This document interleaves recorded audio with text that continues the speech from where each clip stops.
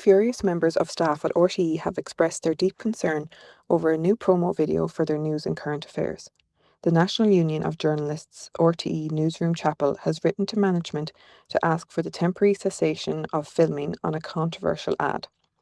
Members of the Dublin Broadcasting branch of the NUJ voted at a packed meeting last Monday in favour of pausing the filming project. The NUJ Chapel called on RTE management to pause the production of the ad, pending further discussions with staff representatives. Eyebrows were raised after the filming crew used background actors to depict journalists.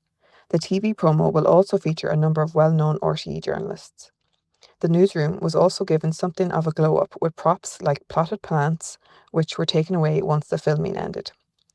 Questions were also raised over why external contractors were brought in to carry out the filming and production, given RTE's plethora of talented in-house staff. However, RTE has doubled down on its decision to carry on making the new ad. A spokesperson said, "The production of the promo ad is continuing, and the video will air this summer." RTE has already replied to an email from the NUJ on this matter and is happy to meet with staff further to address any concerns, she said. The purpose of this 60-second TV promo is to reflect the daily lives of journalists in the RTE newsroom who are sourcing, verifying and presenting news stories across all platforms, she said.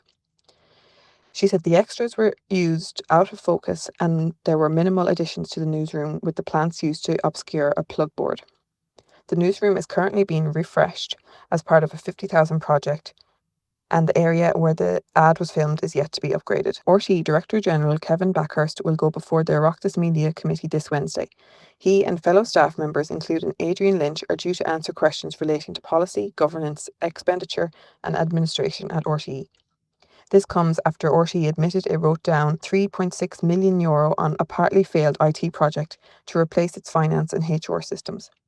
The committee's chair, Alan Kelly, has said he is keen to find out what Mr. Backhurst knew about the project and when. Mr. Backhurst will tell TDs and senators it's extremely regrettable to have to write down such significant amounts of money when dealing with public funds. He will also say that the issue is being taken very seriously and the broadcaster has spent a considerable time looking into the details of the project and the process.